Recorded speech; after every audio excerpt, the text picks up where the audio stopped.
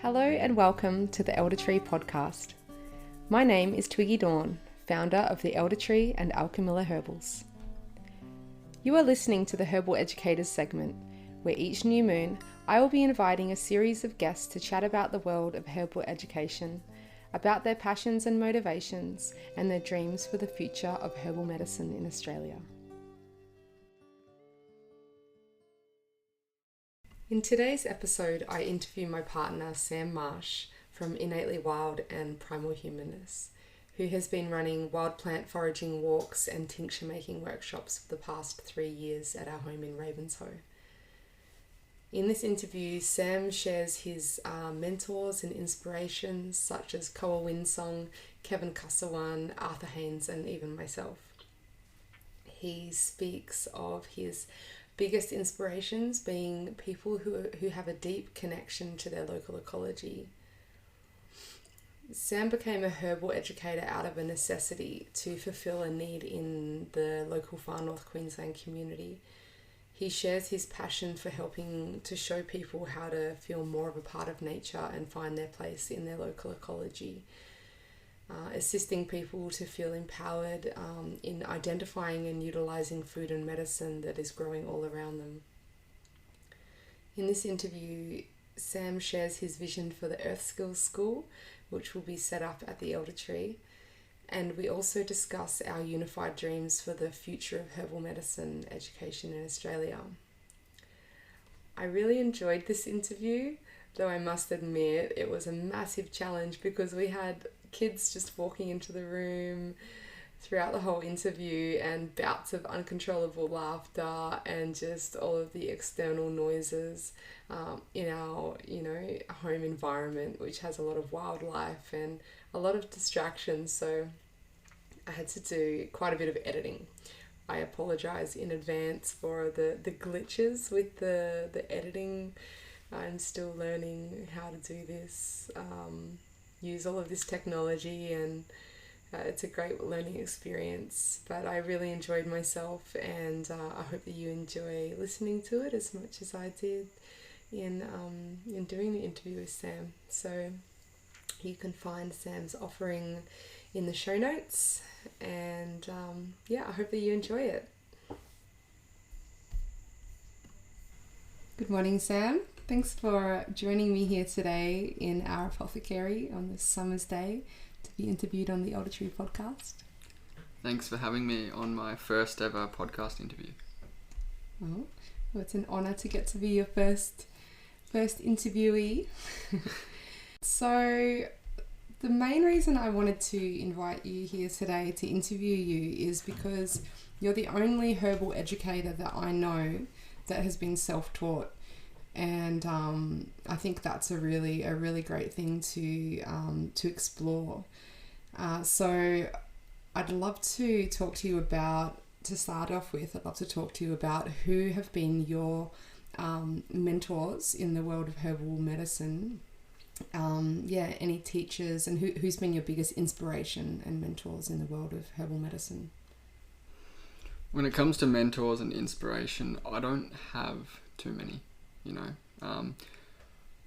I will say that Koa Windsong, who you know personally, he was probably the first major instigator towards, I guess, me exploring herbalism, especially wild herbalism, and then becoming a herbal educator, as you put it, although I wouldn't consider myself that. But Koa Windsong has probably been the only, I guess, in-person mentor or inspiration, which to me is quite sad.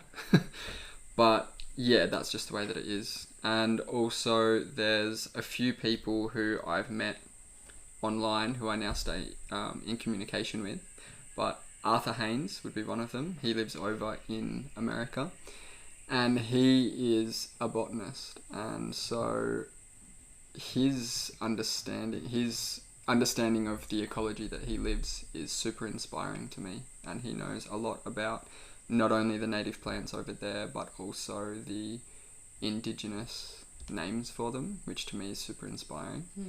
And also a lot more recently there is like an online I guess, TV show, if you'd call it that, an online series called From the Wild that the producer and the videographer, I think that's the right word, Kevin Kossowan, he, that whole series plus Kevin as a person are super inspiring to me also. Once again, predominantly because of their relationship to ecology, which is something like a major source of inspiration for me. And throughout this interview, you'll probably hear me refer to the word ecology a lot. But those two, Kevin Kossowan, Arthur Haines, but Koa Windsong being the in-person person. I will say, you have definitely been an inspiration and a big teacher of mine, teaching me particular ways of preparing herbs. We met 8 years ago now? It's 7 or 8 years ago. But I think you were also one of the first people that I met that, herbs were like your life, and you still to this day, you're probably the person who gets the most excited about herbs that I know. And even though we have different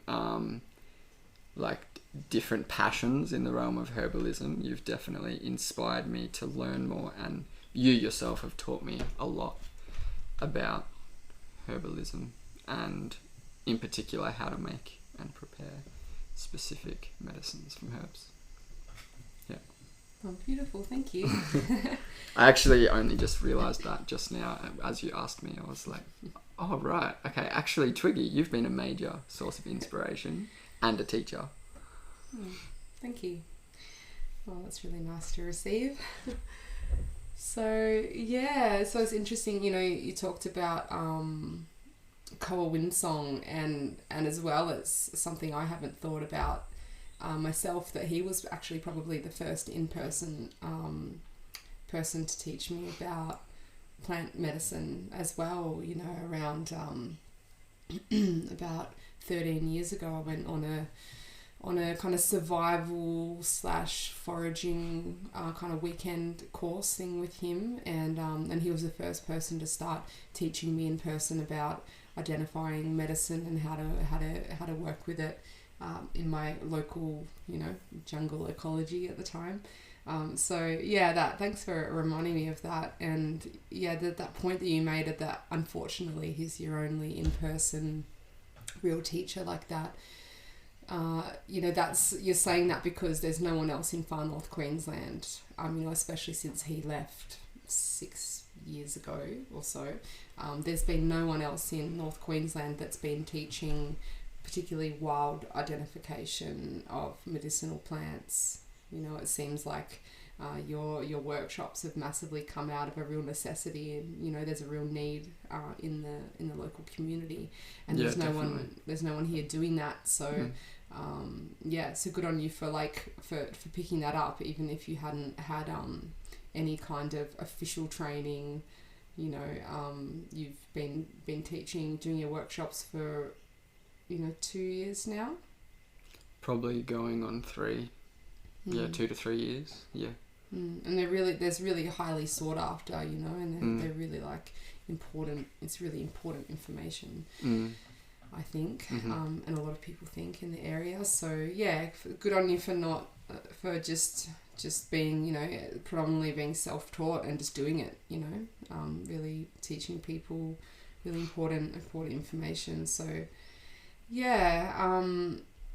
so what made you had that learnings with Koa and with myself, and you've had your online mentors as well with with Kevin Kossowan and Arthur Haines, but what has made you want to start teaching? What made you want to start sharing what you've learned with others?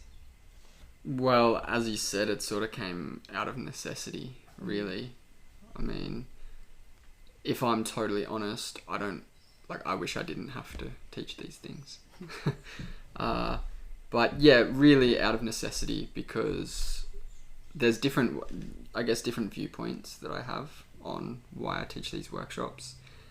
One of them being is that, people aren't overly sufficient community or self-sufficient these days, and a lot of people are reliant on really crappy food systems and a healthcare system that is just not designed to actually keep people healthy. Yeah, so I guess a bigger vision that I have is for humans to become self or community sufficient again in lots of different ways, and I guess letting go of a reliance on this food system and this healthcare system that I speak of. Not saying that those things are inherently bad. However, what they do is they create a bit of a weakness in communities, is that if we're reliant on these things, then what happens when those things aren't operating to their full potential? Well, we're greatly impacted. So, yeah, I guess community sufficiency, or self-sufficiency as some people put it, is a really big reason why I teach them, but also my major passion is connecting to ecology. And so the group Primal Humanness that I run, what I say is exploring the primal origins of our humanity to bridge the ecological gap between humans and nature. And most people are aware that there's a huge ecological gap between humans and nature now. So a passion of mine is to help to remind people that we are inherently part of ecological systems, and by utilizing, by finding our place within an ecology is super empowering. For people to be able to walk out into their backyard, or walk out into that forest, or to walk out into wild landscapes and to know plants or animals or fungi, to know how to feed themselves and how to make medicine to heal themselves. Super empowering. And I think that's where, I know I'm rambling here, but I think human empowerment in wild landscapes is something that I'm really passionate about. And like I said, I wish I didn't have to teach these workshops, because I wish that we were already connected, again, reconnected. So yeah, does that answer my question? Yeah, yes, most definitely. Yeah, it's okay. Beautiful. I'm just getting to the core of your intentions behind becoming a herbal educator. And so, yeah, it would seem that your intentions are wanting to empower people to become more self-sufficient and community sufficient, and less reliant on the mainstream medical system for their own health. And yeah, wanting to really see that empowerment. And I love the term you said, the community sufficiency. Like, I remember you coming up with that in a conversation we had, and probably someone somewhere else in the world has come up with it before. It might not be completely unique. I don't think I came up with it. Yeah, but in that moment, like, you'd never heard the term, I'd never heard the term, and it was just like, it just kind of blew my world apart, actually, because I'd been for years doing this whole wanting to get people self-sufficient with herbal medicine, but what with that statement, like, what it's saying is like community sufficiency. So we're as an ecology, as a kind of symbiotic organism altogether, we're creating sufficiency, rather than that mindset of every man for themselves and people just focusing on their own self-healing. It kind of really denotes an idea of us all kind of being responsible for one another and learning that healing for one another. And that's so beautiful, because even someone comes along to one of your workshops and might learn about plantain and then save someone's life, with that, and they're not just coming for their own self-benefit and their self-sufficiency. That's going to ripple out, and then they might show their children how to use that plantain, and then the bridge, that gap starts to get smaller and smaller as that knowledge gets passed on. And and you're just playing a part in creating that future where we don't need people running workshops, where it becomes common knowledge. So yeah, it seems like you're playing a part in really bridging that and helping people to reconnect and remember how to work with medicine that's all around them. So yeah, it's a really beautiful thing.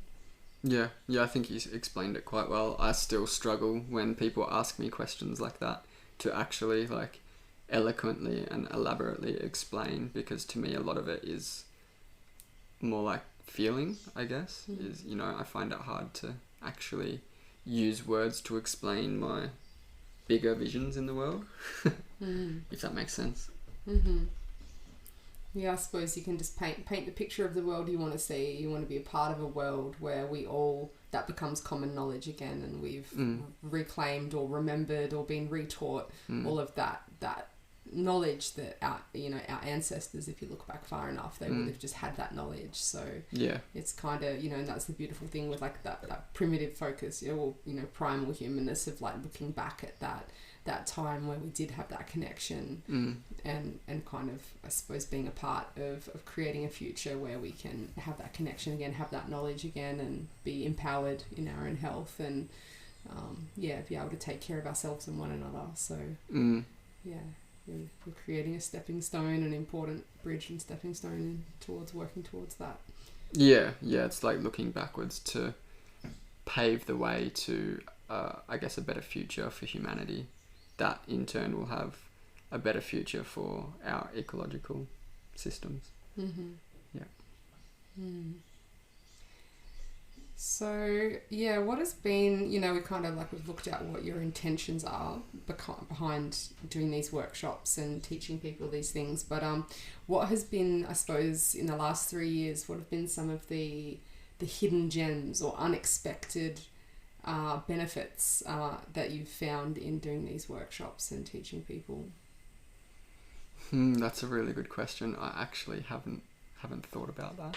Obviously, with each workshop I do, I feel a lot more confident in my in the knowledge that I have and my ability to also teach people. I still don't think that I'm qualified to do any of it, but I'm feeling a need. I think for me, really, the hidden gem would be being shown that there's a lot more people out there that have a brighter vision for the world than I originally thought. I can be, as you know, quite cynical, and at times can be quite negative. But yeah, running these workshops really has shone light on how many people out there really do want a healthy, more sustainable way of relating to the earth. And that's been hugely inspiring for me to be shown that, and to be shown that that a lot of people are on, I guess, a better path forwards, no matter where they're at on that path.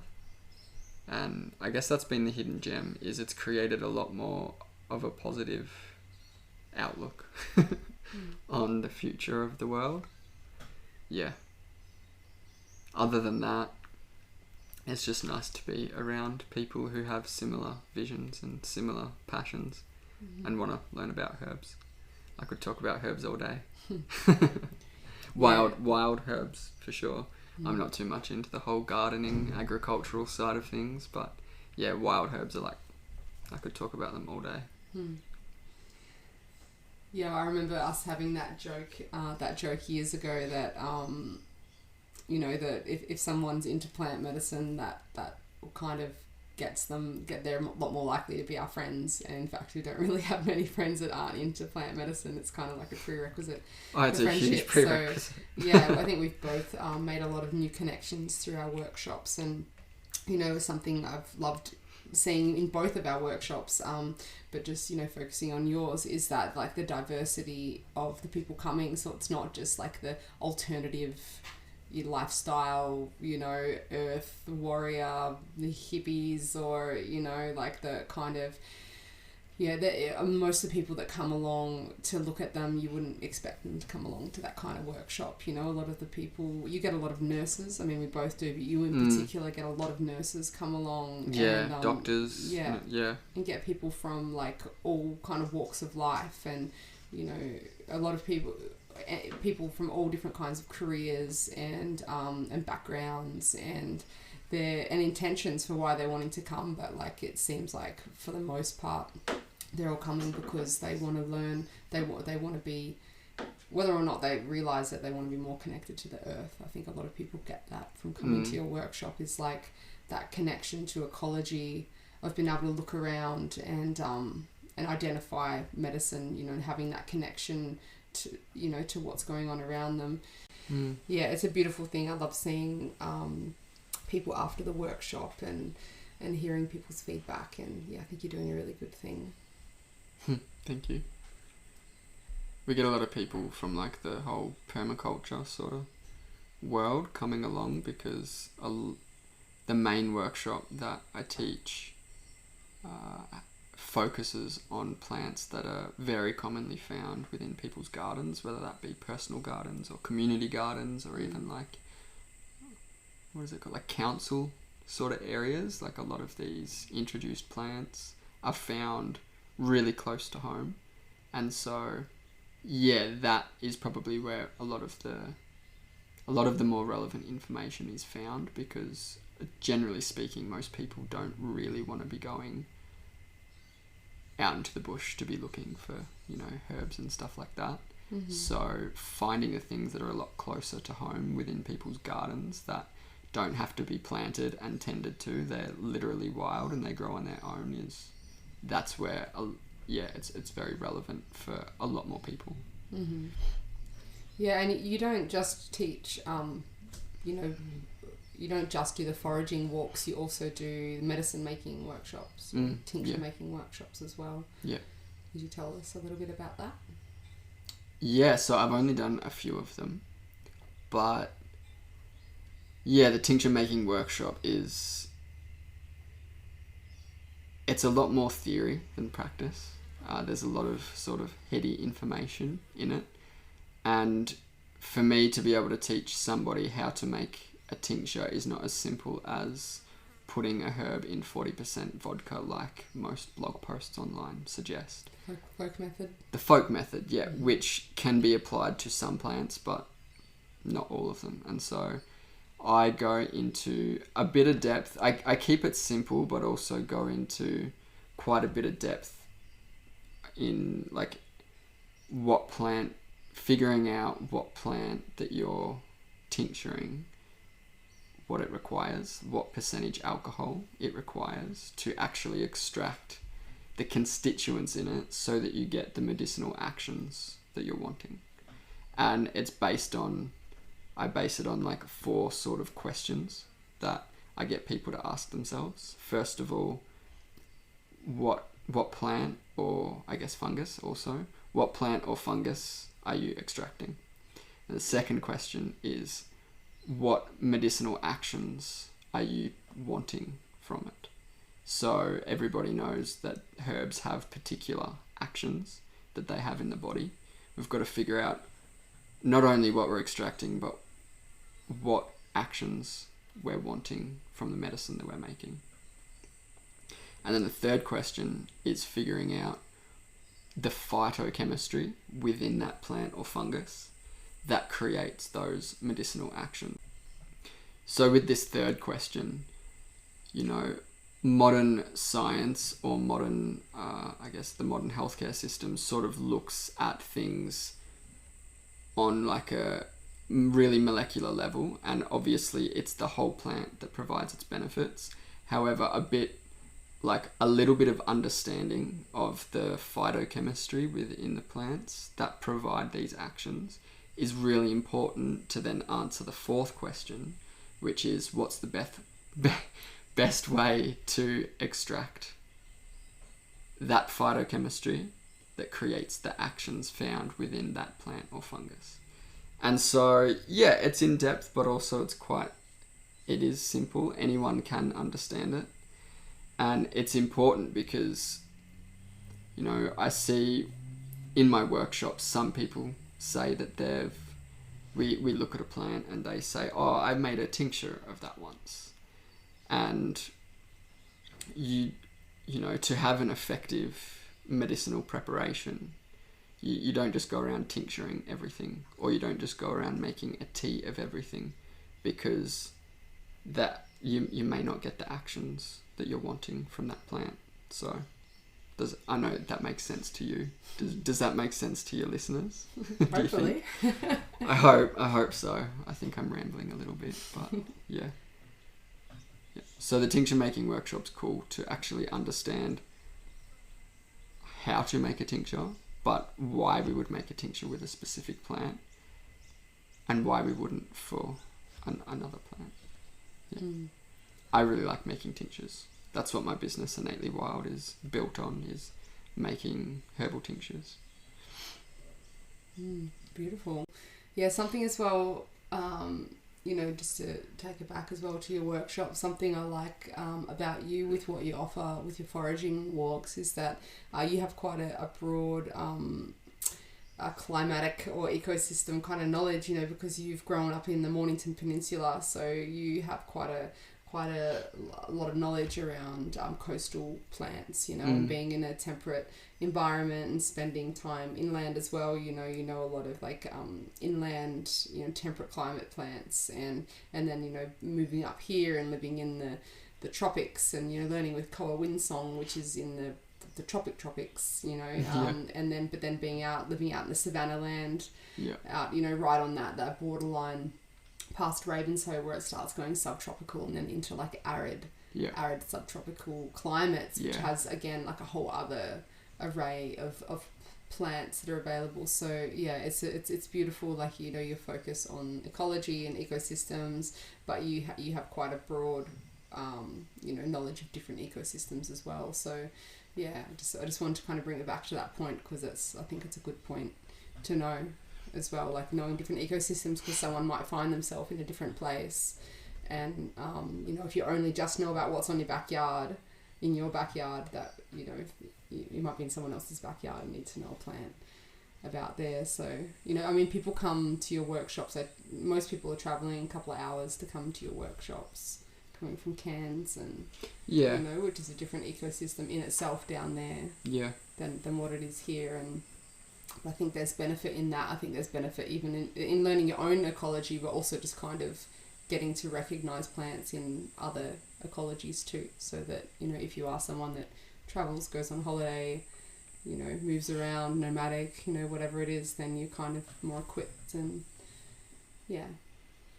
yeah, definitely. I think when you're someone like you and myself, who everywhere we go, we are so severely focused on plants, like obsessively. We cannot go traveling anywhere without the focus eventually becoming about plants, right?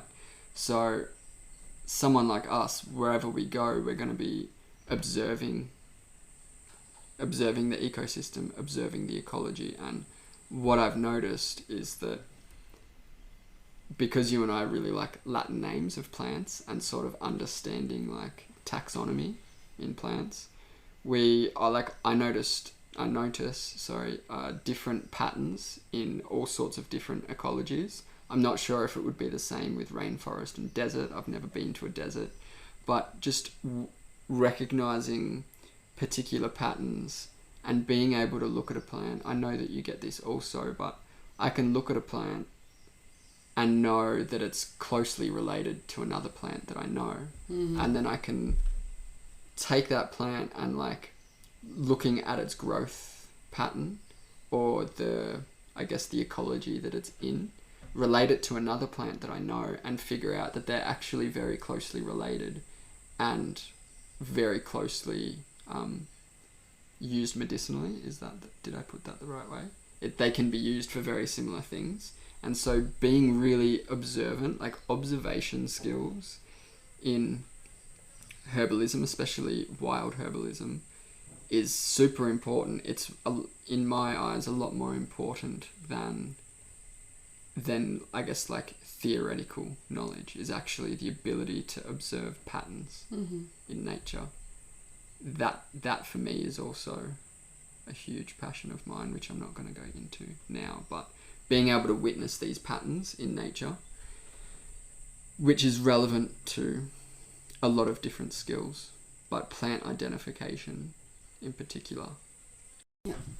Yeah, so I've identified so many plants by observing their growth pattern, noticing that they look very similar to another plant that I know, taking a photo of it maybe, going home, looking in a book or looking online and actually figuring out that this plant, not only the species, but it's closely related to this other thing that I use medicinally. So observation skills of utmost importance in my eyes.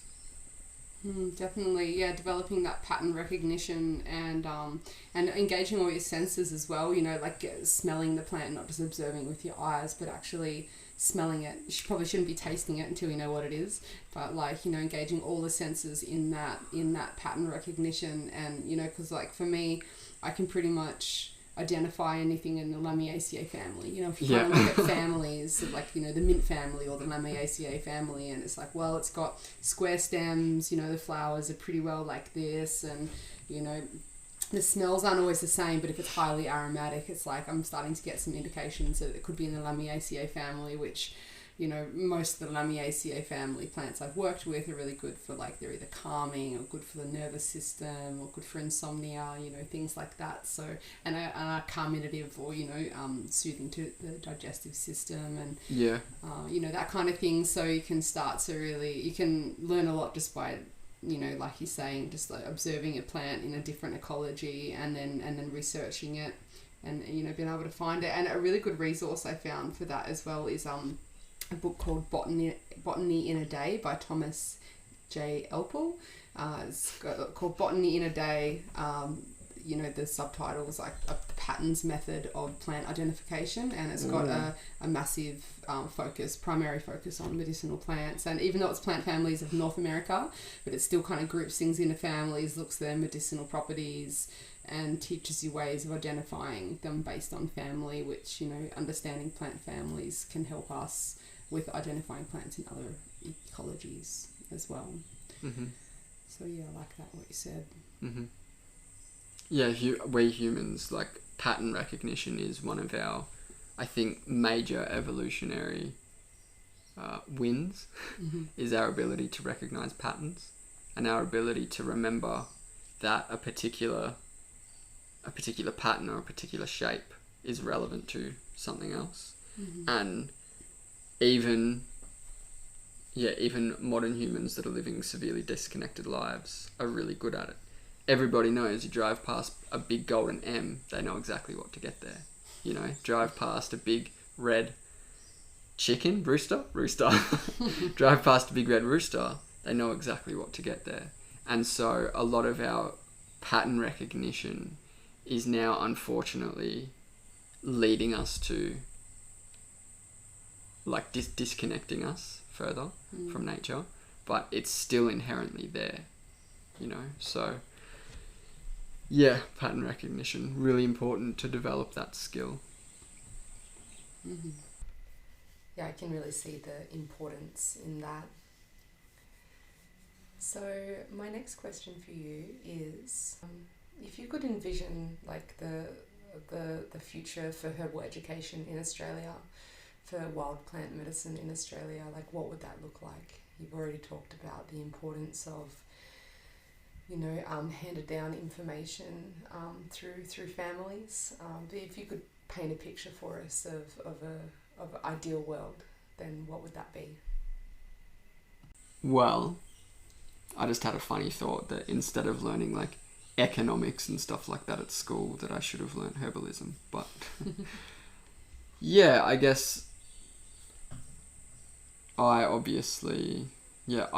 prefer a world where herbalism workshops didn't have to be taught, where pieces of paper, you know, you didn't have to, like, earn a piece of paper to say that you were a herbalist and stuff like that.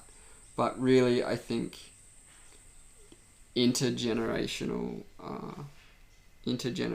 teaching or intergenerational passing on of knowledge is exceptionally important. And really, I think herbalism should be handed down through family lines. It, to me, should really just be a part of people's world. Is you know, the grandmas or the grandpas passing on their information to their children, and then so on and so forth. I think herbalism's become a bit of an industry, and I don't think that it has to be. I think that herbalism can just be something as humble as just a way of life that we all participate in, that is just handed down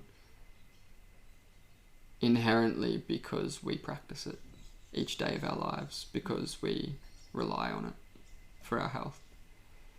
And I could ramble on about that part forever, but really I think herbalism just becoming a part of our lives is exceptionally important, and it not just being like a hobby or a business, but actually a way of life, to me is exceptionally important. The term that I use for that is like home herbalism. I love teaching home herbalism, of teaching people, you know, how to just in their homes and in their daily lives work with plant medicine just as a way of life, like you say, because for the most part the schools that teach herbalism in Australia, they're teaching practitioners, so it's kind of geared towards having students teach how to like treat people as an occupation, as a career path, but then there's just so much in and there's a place for that, and there's a definite need for that. We need the village herbalists and the naturopaths and people that are specialised, and they're the master of that.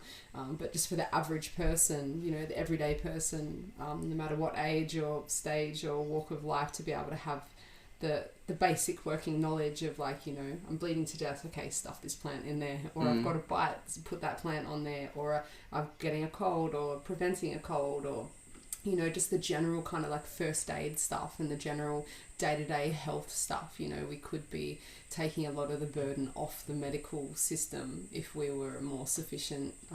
And so, I kind of call that home herbalism, and that's where I also gear my teachings towards, is trying to really empower and activate that remembrance and that knowledge in each person, you know, so that we're all more self-sufficient like that. So, I like the way you put it though.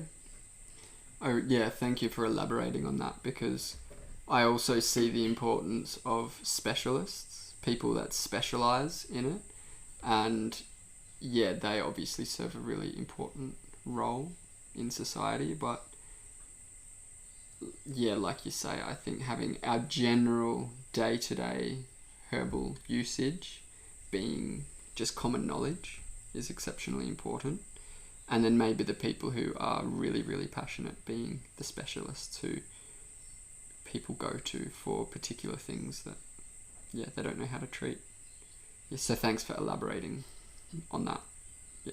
For any herbal specialist out there, I'm not trying to put you out of business. Not at all. Definitely not. And I see the importance of it. However, I also think that humans really should just have a general knowledge of how to use a herb.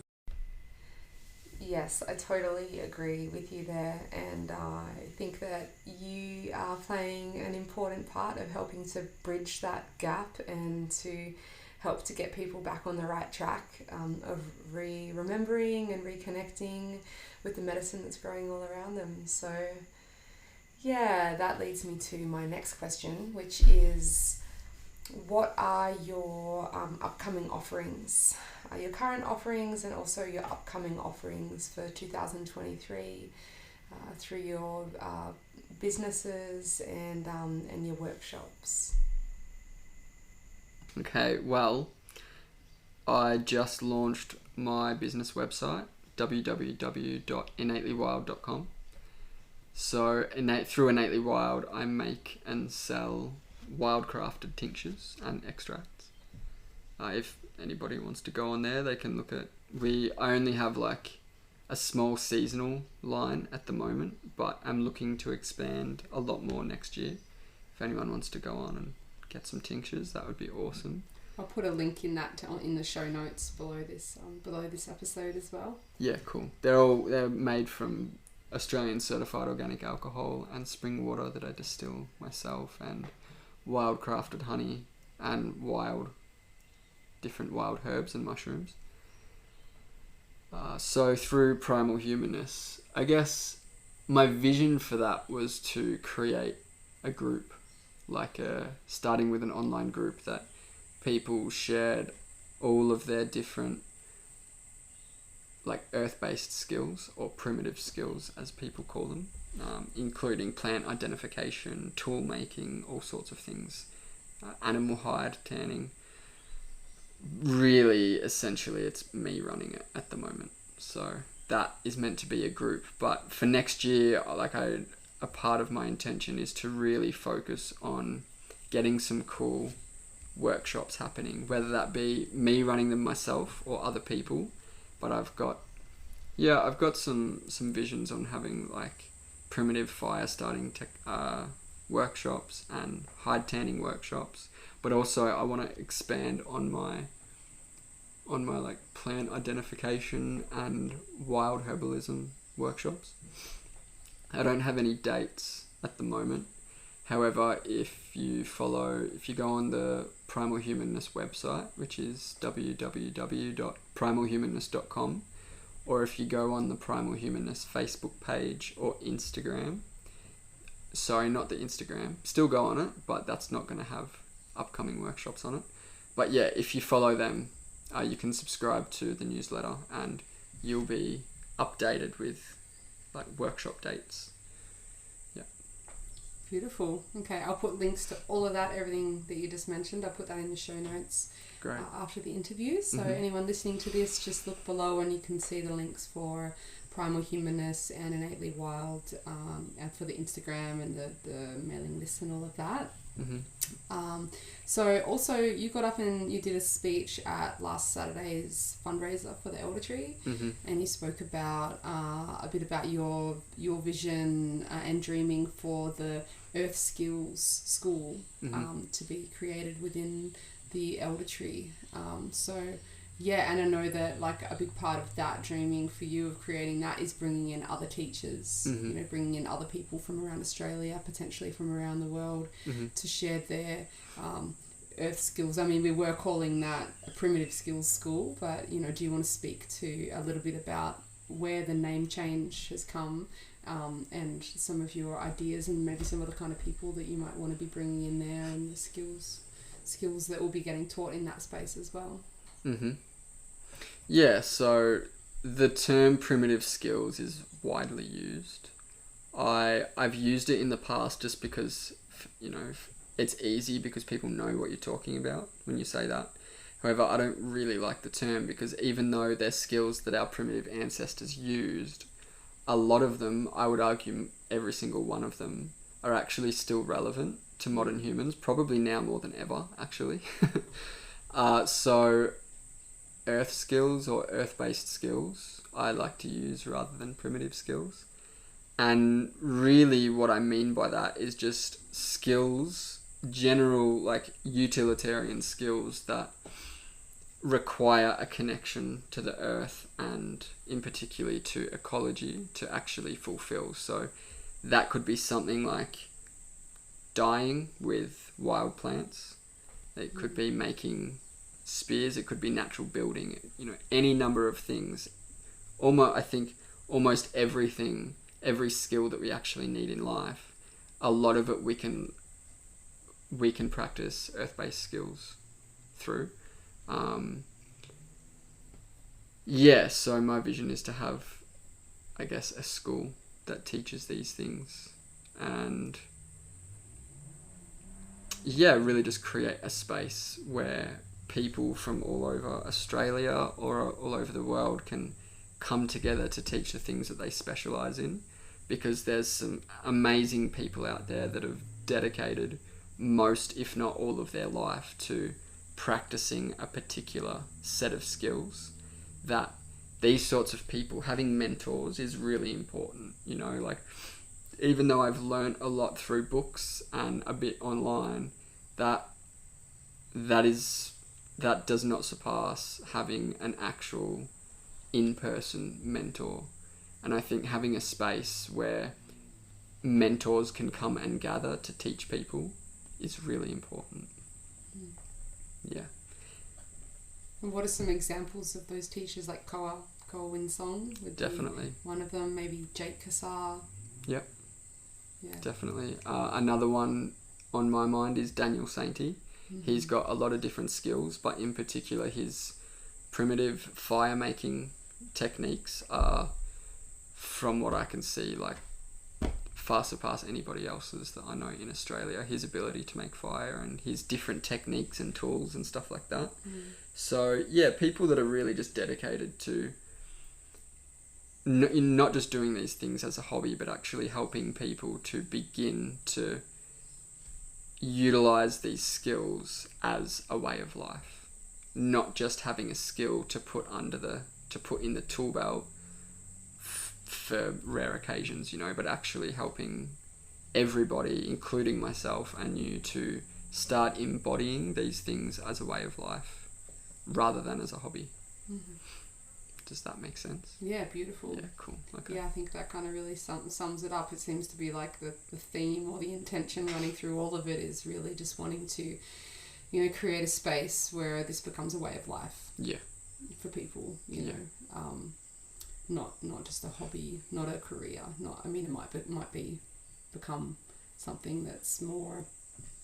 You know, but it's embedded in who they are and how they operate, you know, utilising the plants around them and just the natural world around them to accommodate for their needs, from lighting a fire to, you know, skinning a hide to having something to lay on or sit on, to being able to, you know, like, I mean, there's people that build about, Jake Kassar builds huts, you know, teaches people about building huts and does like immersive survival kind of courses, doesn't he, where it really gets people. It's just, you know, living off what's around you, you know, and Koa Windsong does a lot of that too, just that real, like, the earth sufficiency almost, you know, it's kind of like being able to survive and thrive, like, just from what's around you, rather than this reliance on the modern, not just the modern healthcare system, but the modern manufactured, factory made, imported world, you know, like, instead of relying on that, it's actually like, okay, what happens? You're in the bush.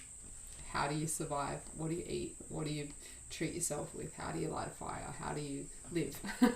Yeah. So it's like, it's true survival skills, and, you know, and then through that, people get to have more of a connection to have more of a sense of place and purpose and belonging where they are, and people get to have more of a sense of, I suppose what I imagine coming from that space is people feeling more of a sense of purpose, a sense of, like, empoweredness and connectedness, and not having that reliance on something having to get shipped from eBay to you know, just that whole disconnected system that the modern mankind is kind of a part of, you know. Yeah. So I'm really excited to see what comes from that space, from the Earth Skills School, or whatever the name ends up evolving into. And, you know, it's like the whole thing's going to be a constantly evolving process. You know, we're weaving old ways, but we are also making them relevant, like you say, relevant to us here and now. Yeah. And I also really like as well your work. You know, you've spoken a lot to me about, like, connecting people to the elements and the importance of that, the importance of people being connected to the elements, and elemental healing, and, you know, things like that too. So yeah, there's so much that can be getting shared and taught in that space. Yeah, absolutely. And just to take it back to talking about it being a lifestyle, you know, I'd prefer to teach one person a year that actually embodies this as a lifestyle than teaching 1,000 people that come as a little weekend thing to just come as a tourist, you know. That for me is where the true magic is actually people embodying these things, whether that be herbalism to different earth skills, you know, people actually embodying them as a way of life rather than just doing it because it sounds fun. Yeah, not just like coming from a place of curiosity or just trying out the next thing, but really like deeply immersive embodied environments. And yeah, that's going to be one of the beautiful things about the elder tree, is that opportunity for people to come and live for, whether it's a month or do an apprenticeship or do a, you know, extended kind of live-in learning opportunities, you know, throughout all the different areas of the elder tree. But I can see people, you know, being able to do it in a much more simple way in that earth skills kind of area. People being able to come and like camp out and live really simplistically and frugally, and not frugally, maybe that's not the right word, but being able to like live that as a way of life, not just a weekend experience or a cool rock up at 9 o'clock. Oh, that was interesting, leave it for how do I apply this to my life, really actually coming and being like, I'm staying here for a month, I'm staying here for 6 months, I'm staying here and really going deep into this, and in a way that I can actually embody and then incorporate into my life, and stuff that actually changes people's life for the better rather than just inspires them a little bit. And pretty exciting, like what can be potentially on offer with that kind of thing. Don't get me wrong, like inspiration is really important, and weekend long things can be amazing for sure. However, I think that just there's a difference between learning a skill and actually applying a skill in your day-to-day life. What we're talking about is like not just sending them home to go and work out how to embody that and integrate that into their lives, but actually having like a space where people can just like learn something and then the next day do it and the next day do it, and have that guidance as well, have that guided space, so if they don't go off and start doing it wrong, they're kind of really, really deeply embedding that knowledge, so it actually becomes like true knowledge rather than just a fleeting thing that they forget 10 days later or something. Definitely.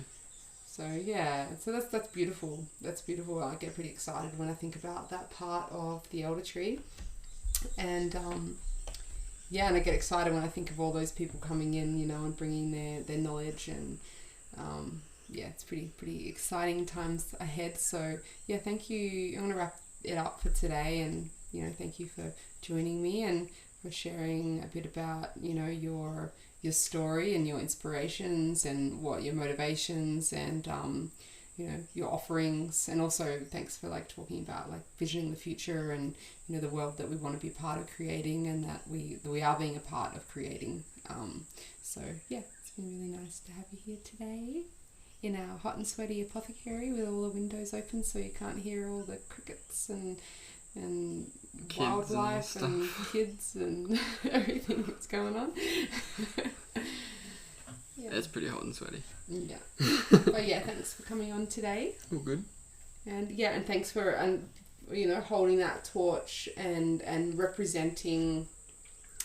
So far I've had all women on the show, and I've had all university trained women particularly, and so you represent a certain age group, certain gender, but also like a certain that inspiration that you don't have to be trained within the system to be able to still inspire people and educate people, like the education that could be coming from us. You could be teaching people in your workshops and they become a teacher to their children, they become a teacher to their communities, because they'll be passing on that knowledge. And I think that's a really beautiful thing. So thank you for representing, not just representing that, but thanks for doing that.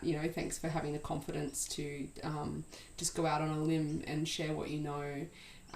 And I've never seen you share like an incorrect fact or something. Like you're still very well educated, like you've got a massive book collection and you cross-reference all of your information, and you're not just spreading misinformation, which I suppose is the concern if someone does teach from a place of not having had many in-person teachers, or not having had extensive guided learning spaces, you know. But for you, I see everything I see you share is like absolutely on point, and like to the like factual, to the like it's good information, it's relevant information, and it's it's the correct right information. So yeah, and people get a lot from that. So thanks for everything you're doing for our community, and hopefully this reaches out to people in other communities and motivates them to, you know, to want to spread their knowledge as well, because a lot of people keep it all locked up inside and don't share their gifts in the world. And yeah, thanks for sharing your gifts. Yeah, I like to say that we humans have been herbalists for tens of thousands of years, and it's only recently that we've needed a piece of paper to prove that we're a herbalist. So, yeah.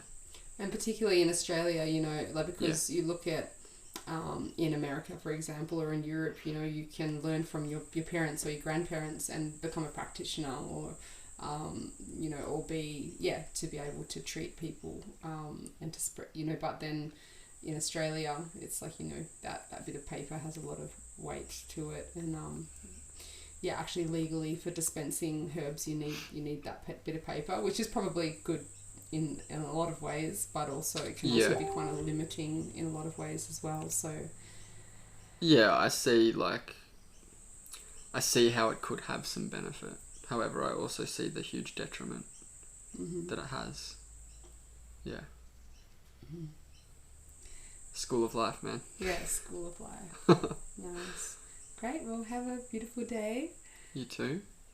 And thanks for joining me here.